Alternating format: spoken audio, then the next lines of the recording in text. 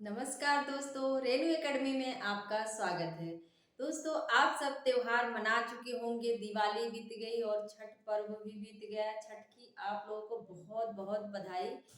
और दोस्तों, अब सारे त्योहार जो हैं इधर के दिवाली वगैरह खत्म हो गई है, तो अब हमें लगता है कि आप पढ़ाई स्टार्ट कर देना चाहिए, क्योंकि ज़्यादा लेट लपेट करोगे तो आप ही का नुकसान होगा।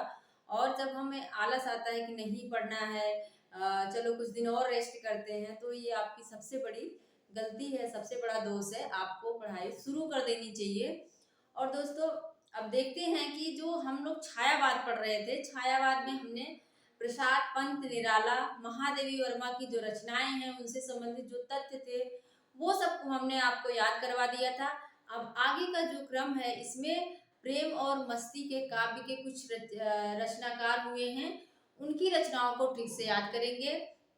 प्रेम और मस्ती के काव्य में जैसे पूछ लिया जाता है, प्रेम और मस्ती के काव्य में कौन कौन से रचनाकार या कवि आते हैं, तो आप लोग भगवती चरण वर्मा को मान सकते हो, हृदय को मान सकते हैं, हरिवंश राय बच्चन, रामेश्वर शुक्ल अंचल, ये सारे जो है क्या है, प्रेम और मस्ती के काव्य के अंतर्गत आते हैं। एक राष्ट्रीय धारा भी है, इसमें अलग अलग कवि आते हैं, सिया राम शरण गुप्त, माखनलाल चतुर्वेदी, तो वो अलग है। तो आज हम क्या करेंगे, हरिवंश राय बच्चन, जो कि आप लोग जानते होंगे कि अमिताभ बच्चन जी के पिताजी हैं, पिताजी थे, और इनकी रचनाओं को याद करेंगे। अमिताभ बच्चन के पिताजी हरिवंश राय बच्चन, ये बहुत ही प्रसिद्ध कवि कह सकते हैं और प्रसिद्ध लेखक कह सकते हैं। तो इनकी जो रचनाएं हैं आप सब देख रहे होंगे, हमने यहाँ लिख दिया है, ढेर सारी रचनाएं हैं जिसको हमें कालक्रम में लगाने के लिए बहुत देता है। तो अगर इस ट्रिक से याद करेंगे दोस्तों, तो वो समस्या आपकी दूर हो जाएगी। और हाँ, अगर आप चैनल पर नए हैं तो चैनल को सब्सक्राइब जरूर कर लीजिएगा, लाइक कर दीजिएगा, शेयर कर दीजिएगा, क्योंकि यहाँ पे हम बहुत ही अच्छे तरीके से चीजों को याद करते हैं। अब क्या है, इनका जन्म कब होता है, 1907 ईस्वी में, इस चीज को याद रखना। 1907 ईस्वी, और 1907 में ही शायद हजारी प्रसाद द्विवेदी का जन्म होता है। अगर मैं सही कह रही हूँ तो आप लोग कमेंट बॉक्स में बताइएगा कि हजारी प्रसाद द्विवेदी का जन्म कब होता है।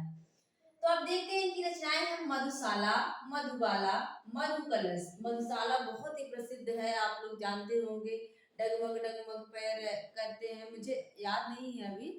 तो ये सारी कविताएं इनकी बहुत प्रसिद्ध है। निशा निमंत्रण, एकांत संगीत, आकुल अंतर, सतरंगनी, बंगाल का अकाल, हलाहल, खादी के फूल, मिलन यामिनी, और एक रचना इनकी और है, जाल समाटा। पूछ लिया जाता है कि जाल समाटा किसकी रचना है, तो ये हरिवंश राय बच्चन की रचना है, इसको भी आप लोग जानते रहिए। अब याद करते हैं मधुशाला। हरिवंश राय बच्चन हैं, और बच्चन जी क्या करते हैं, हाथ में मधुशाला लेकर किसको लिए हैं, किसके कंधे पे हाथ रखे हैं, मधुबाला, मतलब मधुशाला लिए हुए हैं और कंधे पर मधुबाला के कंधे पर हाथ रख के जा रहे हैं। और जो मधुशाला वो है किसमें, मधु कलश में, किसमें है, वो कलश में है। मधुबाला को लेकर मधु कलश में जाते हैं, निशा निमंत्रण, निशा मतलब रात्रि में जाते हैं, उनको लिवा के कहाँ जा रहे हैं, रात्रि में।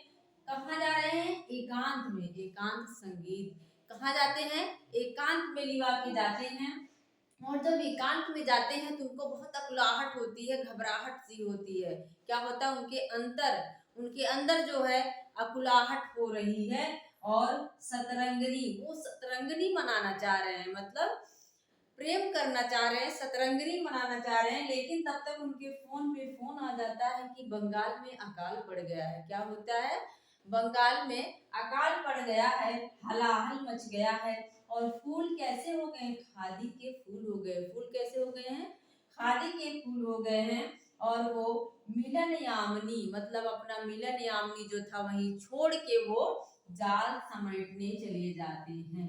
फिर से देखो, मधुशाला लेकर मधुबाला के साथ वो मधुकलश में निशा रात में जाते हैं, कहाँ, एकांत में जाते हैं।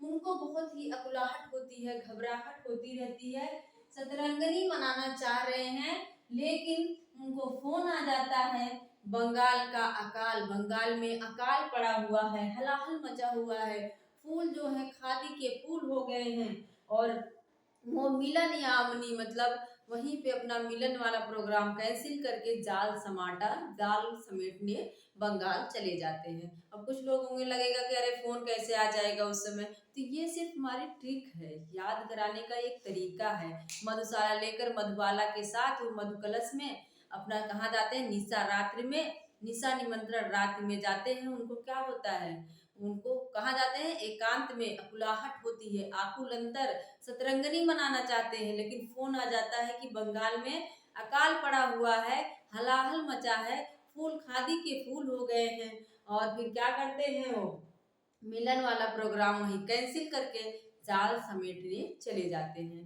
तो दोस्तों हो गया ना याद, ऐसे ही हम आगे की रचनाओं को याद करते रहेंगे। मिलते हैं अगले वीडियो में। Thank you.